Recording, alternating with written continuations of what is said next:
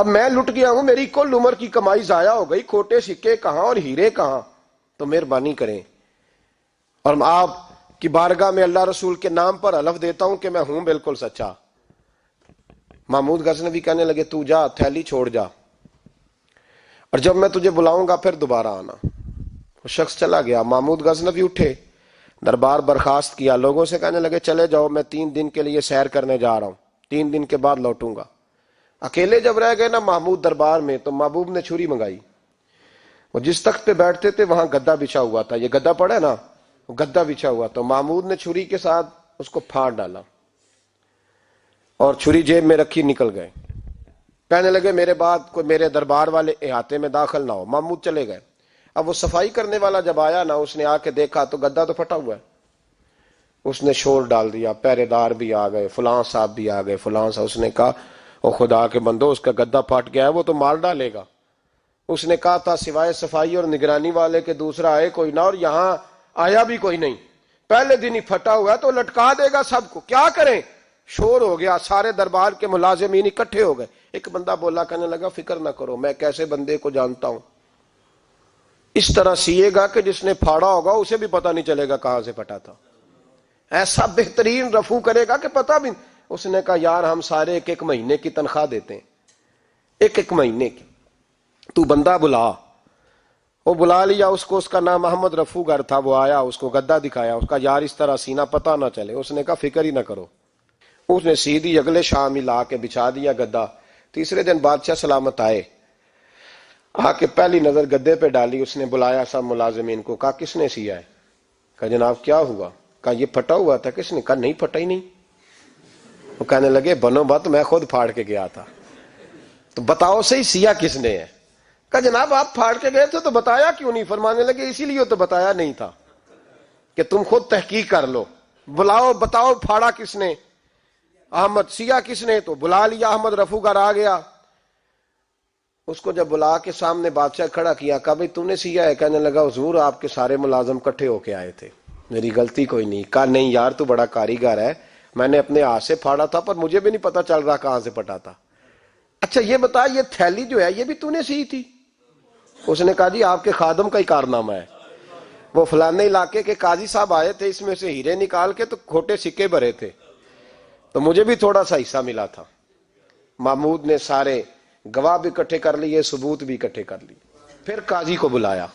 محمود غزنوی نے کہا قاضی صاحب آپ سے غلطی ہو گئی، غریب آدمی تھا، وہ لٹ گیا ہے، اس نے تو بڑی مشکل سے کچھ ہیرے جمع کیے تھے اور اس کی کل کائنات تھی، تو آپ اس کا مال اسے دے دیں، بات ختم۔ قاضی صاحب کہنے لگے آپ مجھ پہ الزام لگا رہے ہیں، سوال ہی نہیں پیدا ہوتا، آپ میری داڑھی دیکھیں، آپ میرا اعزاز دیکھیں، دنیا جانتی ہے میں اس کا۔ قاضی صاحب انسان بھول ہی جاتا ہے، بندہ بھول جاتا ہے، غلطی ہوگی، مال نے کہا نہیں سب۔ کہا میں تنہائی میں پوچھ رہا ہوں، میں اس وقت پوچھ رہا ہوں جب دوسرا موجود کوئی نہیں، آج توبہ کر لے، میں کچھ نہیں کہوں گا، تو میری زبان پہ اعتبار کر، تجھے پتہ ہے میں جو کہتا ہوں اس پہ عمل بھی کرتا ہوں، باز آ جا۔ پر قاضی نے کہا نہیں میری غلطی کوئی نہیں۔ محمود نے پھر بڑے دربار میں بلا لیا، مجمع عام میں۔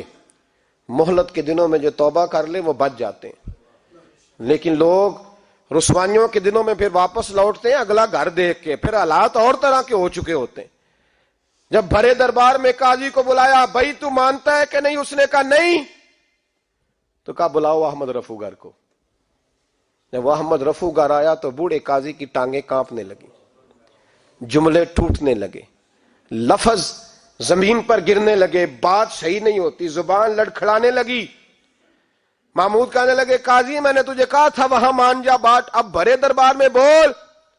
تو جب قاضی صاحب کی گردن خود بخود جھک گئی تو دنیا سمجھ گئی، کہا نکل جا میرے دربار سے۔ محمود بولے نکل جا، اتنی تجھے عزت دی، اتنی بڑی تنخواہ دی، قاضی بنایا، اور یہ تھوڑی سی رقم کے لیے، تھوڑی سی رقم کے لیے تو بددیانت ہو گیا، چل چلا جا، نکل۔ قاضی دربار سے نکلا تو لوگ لعنتیں برسانے لگے۔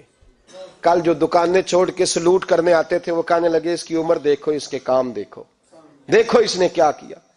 گھر گیا، بچے جن کے لیے پاپ کمایا تھا، جنہاں لی تو پاپ کمائے ہن کتھے نہیں ہو تیرے کر دے، وہ بچے کہنے لگے ابا جی ہم تو سکول مدرسہ جانے کے قابل نہیں رہے، لوگ پوچھیں گے تو کیا امید تھی کہ بیوی ساتھ دے گی، وہ کہنے لگی میں میکے کیسے جاؤں گی، گلی کی عورتیں طرح طرح کی باتیں بناتی ہیں۔ اور بھائی کامیابیوں کے بڑے سربراہ ہوتے ہیں، کوئی کامیاب ہو جائے تو سارے کہتے ہیں میری سپورٹ سے ہوا ہے، ناکامیاں ہمیشہ یتیم ہوتی ہیں، ناکامیوں کا کوئی سربراہ نہیں ہوتا۔ جب تک تو قاضی تھا تو بڑے بات تھی، ہر بندہ کہتا تھا رشتہ دار ہے، رسوائی ہو گئی تو وہ تیری آنکھ ہو یا سنگ ملامت کی چبھن، کون پہنچا ہے میرے درد کی گہرائی تک، دور شہرت میں تو یاروں نے کیا یاد بہت، ساتھ آیا نہ کوئی کوچے رسوائی تک۔ اور میاں صاحب کہنے لگے ساری عمر ہی آٹا گد ہے، میں لکھاں کیتے نہیں پیڑے، اب وقت آیا ہی تے محمد بخشا کوئی نہیں ہوں بیٹھا نیڑے، حالات ہی بدل گئے۔ قاضی خاموشی سے اندر چلا گیا، اپنی رسوائی سمیٹ کے بستر پہ لیٹا، نہ روٹی کی بھوک لگی، نہ پانی کی پیاس لگی، نہ نیند آئی، ساری رات تڑپتا رہا۔ سویرے گھر والوں نے دروازہ کھولا تو روح پرواز کر گئی تھی، دنیا چھوڑ گیا۔ حضرت ابو نور علیہ رحمہ بولے، فرمانے لگے یاد رکھو کبھی بددیانتی نہ کرنا، کبھی، یہ تو محمود غزنوی کی عدالت تھی، قیامت میں رب کریم کی عدالت لگے گی۔ اور فرمایا وہاں تو گواہی دینے والا احمد رفو گر تھا، قیامت میں تو تمہارے اپنے ہاتھ پیر گواہیاں دیں گے۔